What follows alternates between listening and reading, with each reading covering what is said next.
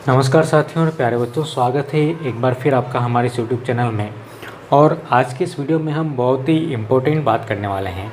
Important इसलिए क्योंकि हम बात करेंगे इस वर्ष के जो ब्लूप्रिंट अपने को प्राप्त हुआ है 2021-22 की परीक्षा के लिए, यानी कि जो परीक्षा हमारी 2022 में होने वाली है उसके लिए जो ब्लूप्रिंट अपने को प्राप्त हुआ है उसके अनुसार आज हम बात करने वाले हैं इस वीडियो के अंदर कौन कौन से प्रश्न जो हैं वार्षिक परीक्षा के लिए इम्पोर्टेंट बनने वाले हैं, कौन कौन से इम्पोर्टेंट क्वेश्चंस बनेंगे जिनको हम अच्छे से सॉल्व करके अपनी जो परसेंटेज हैं, अपने जो मार्क्स हैं उनको हम सुधार सकते हैं।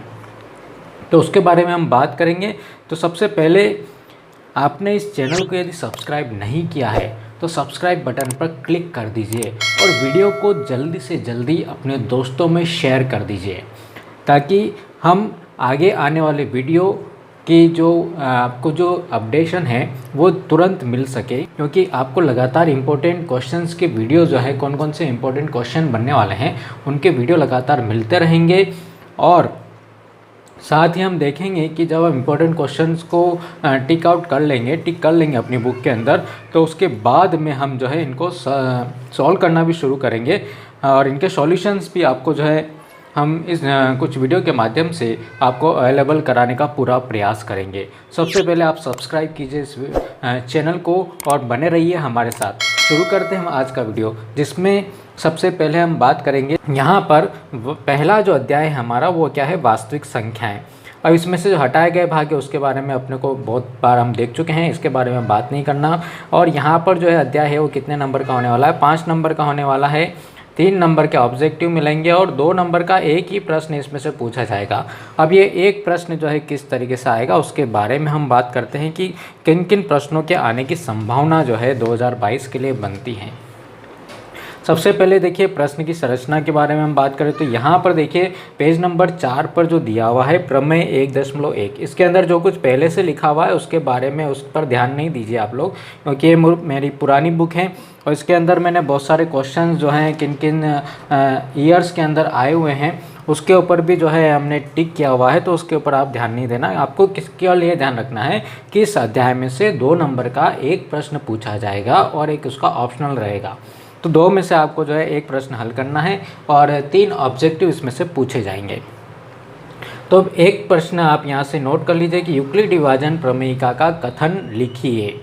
सिर्फ इतना प्रश्न जो है, क्योंकि 2 नंबर का प्रश्न है तो बहुत छोटा प्रश्न पूछा जाएगा। तो सबसे पहले देख लीजिए यूक्लिड विभाजन प्रमेयिका का कथन लिखिए, केवल इतना सा आपको पूछा जा सकता है। आगे हम बढ़ें तो यहाँ पर हम आते हैं और इसमें देखिए पेज नंबर 7 पर यूक्लिड विभाजन प्रमेयिका के जो अनुप्रयोग हैं उसके हिसाब से हम उदाहरण नंबर 2 को टिक कर सकते हैं, उदाहरण नंबर 3 भी आप टिक कर सकते हैं। चलिए 3 मत कीजिए, आप उदाहरण नंबर 2 कर लीजिए। और यहाँ पर देखिए 420 काजू की बर्फ़ी और 130 बादाम की बर्फ़ी, इनका HCF निकालना है। तो उदाहरण नंबर 4 ये भी जो आप जो क्या कर सकते हैं इसके लिए सॉल्व कर सकते हैं। 2 नंबर की दृष्टि से बहुत ही अच्छा क्वेश्चन अपने को मिलने वाला है। और यहाँ पर 1.1 प्रश्नावली 1.1 के अंदर हम आते हैं तो इसके पहले का पहला भाग अपने को करना है और दूसरा भाग भी आप कर लीजिए, क्योंकि बहुत ही सिंपल सा क्वेश्चन है, छोटा क्वेश्चन है, कम स्टेप्स है इसके अंदर, इसलिए पहला और दूसरा, पहले का पहला और दूसरा भाग अपने को करना है। एक प्रश्न नंबर 3 पर टिक कर लीजिए, बुक लेकर के आप बैठे होंगे 1.1 पर पेज नंबर 8 पर दिया हुआ है प्रश्न नंबर 3, इसको भी आप टिक कर लीजिए। चलिए उसके बाद हम आगे आते हैं और यहाँ पर हम बढ़ते हैं तो अंकगणित का आधारभूत प्रमेय 2 नंबर के अंदर पूछा जा सकता है कि इसका आधारभूत प्रमेय का कथन लिखिए। चलिए नेक्स्ट जो आते हैं हम पेज नंबर 12 पर देखिए आप, पेज नंबर 12 पर है उदाहरण नंबर 6। ये उदाहरण नंबर 6 और 20 का अभाज्य गुणनखंड विधि से HCF ज्ञात कीजिए। उदाहरण नंबर 7 जो है वो बहुत ही इम्पोर्टेंट है हम परीक्षा के लिए इस साल के लिए। और उदाहरण नंबर 8 भी आप कर लीजिए, 6, 72 और 120 का यहाँ पर दिया हुआ HCF और LCM। यहाँ पे परीक्षा के अंदर अगर 2 नंबर के अंदर प्रश्न आता है तो इनमें से कोई भी एक चीज़ आपको पूछी जाएगी, ठीक है, या तो HCF पूछ लें या फिर LCM पूछ लें। चलिए एक ऑब्जेक्टिव भी यहाँ से बनता है कि 3 संख्याओं का गुणनफल उनके HCF और LCM के गुणनफल के बराबर नहीं होता है। एक ऑब्जेक्टिव उदाहरण नंबर 7 भी जो है पूछा गया है पुरानी परीक्षाओं के अंदर, 1-2 बार पूछा गया है इसको। इसके बाद में 2 नंबर के प्रश्न की बात करें हम, प्रश्नावली आती है हमारी 1.2। तो इसमें जो है प्रश्न क्रमांक 1 का पहला भाग कर लीजिए, ठीक है, और दूसरा भाग कर लीजिए। इससे ज़्यादा अपने को अभाज्य गुणनखंड करते आना चाहिए। देखिए नंबर्स जो है परीक्षा के अंदर चेंज हो सकते हैं, संख्याएं बदल सकती है, तो अपने को उसका तरीका जो है आना चाहिए उस प्रश्न को हल करने के लिए। चलिए उसके बाद में हम प्रश्न क्रमांक 2 के अंदर पहला भाग देख लीजिए आप, 26 और 51 का HCF और LCM जो है ज्ञात कीजिए। अब तीसरे प्रश्न पे आते हैं हम। तो तीसरे प्रश्न में आप टिक कीजिए, जो मैं कह रहा हूँ वही टिक आपको करना है, क्योंकि बुक के अंदर तो बहुत सारे मार्किंग जो है लगी हुई है। तो यहाँ पर जो है प्रश्न क्रमांक 3 का पहला भाग कर लीजिए और एक तीसरा भाग जरूर कर लीजिए। ये भी 2 नंबर के लिए जो है बहुत अच्छे क्वेश्चंस हैं। अच्छा, प्रश्न क्रमांक 4 बहुत इंपॉर्टेंट क्वेश्चन है। प्रश्न क्रमांक 4 इसको 2 नंबर के अंदर पूछा जा सकता है, ठीक है। प्रश्न नंबर 5 और 6 ये भी आप कर लीजिए। और इसमें तो जो क्वेश्चन है तो जरा सा क्वेश्चन है 12 और 18 का LCM अपने को ज्ञात करना था कि क्वेश्चन बड़ा दिखने में नज़र आ रहा है, लेकिन इसको भी 2 नंबर के अंदर पूछ सकते हैं 12 और 18 का LCM। तो ये चैप्टर 1 के जो क्वेश्चंस हैं ये आप इतनी प्रैक्टिस कर लेंगे तो आपके जो है 3 और 2 5 नंबर आपको जो है पूरे मिल सकते हैं। ऑब्जेक्टिव्स जो इसमें से 3 पूछे जाने वाले उसमें से कोई छोटा सा सवाल हो सकता है, या फिर जो है आपका जो है LCM या HCF उससे ज्ञात करना जो है अपने पूछ सकते हैं। चलिए ये वाला टॉपिक इसमें से हट गया है। इसके बारे में अब अपनी प्रश्नावली 1.3 और 1.4 के बारे में हम बात नहीं करेंगे, क्योंकि इनको जो है हटा दिया गया है। आगे आते हैं हम और देखते हैं कौन सा चैप्टर है हमारा, बहुपद। चैप्टर नंबर 2 बहुपद। अब बहुपद में से परीक्षा के अंदर जो ब्लूप्रिंट में दिया है क्या आएगा और क्या नहीं आएगा। बहुपद में से देखिए एक्सरसाइज 2.3 तो हमारी कट हो गई है, विभाजन एल्गोरिथम। ये भी 5 नंबर का है, 3 ऑब्जेक्टिव और 1-2 नंबर का प्रश्न इसमें से दिया हुआ है। तो 3 ऑब्जेक्टिव और 1-2 नंबर का प्रश्न। ऑब्जेक्टिव जो मिलेंगे आपको इस पेज पे से मिलेंगे। देखिए क्या PX में चर x की उच्चतम घात को बहुपद की घात कहते हैं, ठीक है। प्रश्न क्या बनेगा, बहुपद की घात किससे कहते हैं, रिक्त स्थान बना सकते हैं यहाँ से, ठीक है। घात 1 के बहुपद को क्या कहते हैं, तो घात 1 के बहुपद को रैखिक बहुपद कहते हैं, या रैखिक बहुपद की घात कितनी होती है, ठीक है। ऐसे ही द्विघात बहुपद की घात और त्रिघात बहुपद की घात। 2 अलग से देखिए मैंने बुक के अंदर लिखे हुए हैं। शून्य बहुपद की जो घात है वो क्या होती है, अपरिभाषित होती है। शून्य बहुपद की घात क्या होगी, अपरिभाषित अपने को मिलेगी, ठीक है। शून्य बहुपद की घात अपरिभाषित। और अचर बहुपद की घात जो मिलेगी अपने को कितनी मिलेगी, अचर बहुपद की घात हमेशा कैसी होती है, शून्य होती है। जब हम पढ़ेंगे तब इसको अच्छे से समझेंगे। तो ये ऑब्जेक्टिव आपको यहाँ से मिल सकता है। आगे हम बात करें, देखिए एक ऑब्जेक्टिव यहाँ से बनता है इंपॉर्टेंट, रैखिक बहुपद ax + b का शून्यक जो होता है वो कितना होता है, -b/a होता है। एक ऑब्जेक्टिव ये हो गया, ठीक है। किसी बहुपद का शून्यक किसे कहते हैं, ऐसा ही पूछ सकते हैं।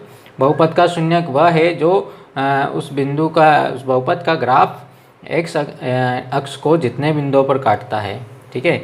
x अक्ष को जितने बिंदुओं प्रतिच्छेद करेगा उतने शून्यक अपने को मिलेंगे और वही शून्यक उसका कहलाएगा। चलिए एक ऑब्जेक्टिव यहाँ से बन सकता है, k का बहुपद, वास्तविक संख्या के बहुपद px का शून्यक अगर हुआ तो p के बराबर कितना होगा, 0 अपने को प्राप्त होगा। एक और ऑब्जेक्टिव यहाँ से पूछा हुआ है, देखिए आप इसको 2019 के अंदर पूछा हुआ सप्लीमेंट्री में। जो द्विघात बहुपद होते हैं उनका ग्राफ जो होता है वो कैसा होता है, परवलय के आकार का होता है, ठीक है। द्विघात बहुपद ax² + bx + c। अब द्विघात बहुपद है तो कितने शून्यक होंगे, अधिकतम इसके 2 शून्यक हो सकते हैं। इसको 2020 सत्य असत्य में पूछा हुआ है। और त्रिघात बहुपद के अधिकतम कितने शून्यक हो सकते हैं, त्रिघात बहुपद के अधिकतम 3 शून्यक हो सकते हैं। एक ऑब्जेक्टिव ये भी पूछा हुआ है, सत्य असत्य में पूछा हुआ 2019 सप्लीमेंट्री के अंदर। चलिए 2 नंबर के लिए सबसे इम्पोर्टेंट चीज़ आप तो एक तो उदाहरण नंबर 1 और प्रश्नावली 2.1 का पहला सवाल। सारे भाग क्या करना है, बड़ी जल्दी से हो जाते हैं। देखिए x अक्ष को कहाँ पर काट रहा है, नहीं काट रहा है तो कोई भी इसका जो शून्यक नहीं होगा। एक्स अक्ष को एक बिंदु पर काट रहा है, एक्स अक्ष को 1, 2 और 3 पर काट रहा है, तो शून्यकों की संख्या 3 होगी। केवल ग्राफ को देख करके आपको शून्यकों की संख्या बतानी है। तो एक उदाहरण नंबर 1 और सवाल नंबर 1, इसमें से 2 नंबर का एक क्वेश्चन आपका पक्का जो है परीक्षा के अंदर आ जाएगा। रेखिक बहुपद का शून्यक -b/a होता है। एक ऑब्जेक्टिव अपना यहाँ से क्लियर हो गया। दूसरी चीज़ होती है, इसमें एक ऑब्जेक्टिव आपको यहाँ से मिल सकता है, मूलों का या शून्यकों का योगफल -b/a और शून्यकों का गुणा जो है वो c/a। इसको कैसे याद रखेंगे ये भी हम बात करेंगे जब हम इनको सॉल्व करेंगे तब।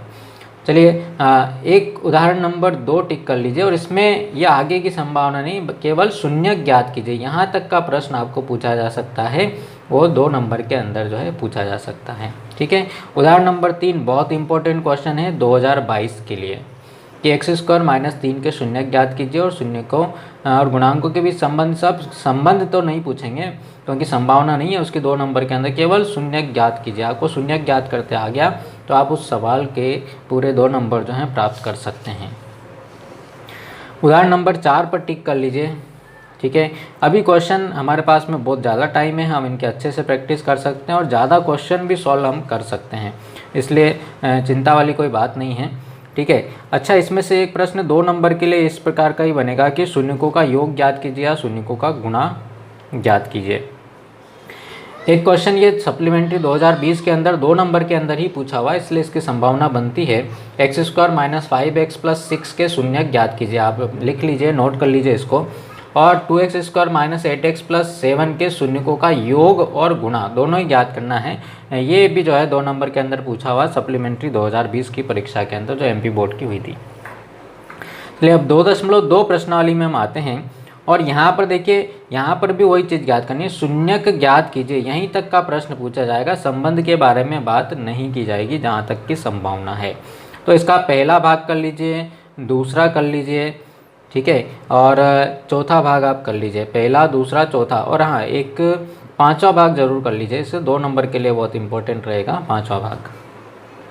ठीक है, तो 1, 2 और 4, 5, ये 4 भाग आपको करने हैं। 4 भाग कर लेंगे तो बाकी का और कोई दूसरा सवाल भी आ गया तो हम उसको आसानी से कर सकते हैं। चलिए, एक द्विघात बहुपद ज्ञात कीजिए जिसके शून्यकों का योग और गुणा अपने को दे रखा है। इसमें सबसे इम्पोर्टेंट जो बनता है वो बनता है चौथा भाग, और यहाँ पर बनता है छठा भाग। ठीक है, और एक तीसरा भी आप जो इसमें से कर सकते हैं, और 5वां भी कर सकते हैं, ये भी जो है बहुत बार पूछा हुआ है। तो इसके बाद में जो टॉपिक हैं बहुपदों के लिए विभाजन एल्गोरिथम, ये हटा दिया गया है दूसरे अध्याय से। दूसरे अध्याय के अंदर जो है 2 नंबर के जो मार्क्स अपने को मिलने वाले हैं, वो इस तरीके से सवाल को जो है पूछा जाएगा। इस वीडियो में इतना ही, मिलते हैं हम अगले वीडियो के अंदर, बात करेंगे अगले चैप्टर्स के बारे में, जितने चैप्टर हम जल्दी से जल्दी टिक कर सकें ताकि उसको जो है हम अच्छे से हल कर सकें। तो यदि आज चैनल आपको सब्सक्राइब अभी तक नहीं किया है तो उसे ज़रूर सब्सक्राइब कर लीजिए, और अपने दोस्तों में शेयर ज़रूर कर दीजिए, ताकि हम कहते हैं ना, जितना हम दूसरों का भला करेंगे तो अपने भी नंबर्स जो हैं उसकी संभावना जो बढ़ जाती है। तो लोगों को बताइए, अपने दोस्तों को बताइए इम्पोर्टेंट क्वेश्चंस के बारे में, उनके साथ मिल कर के सॉल्व कीजिए, प्रैक्टिस कीजिए क्वेश्चंस की, अभी से तैयारी आप लोग शुरू कर दीजिए। मिलते हैं हम अगले वीडियो में, तब तक के लिए have a nice day, thank you.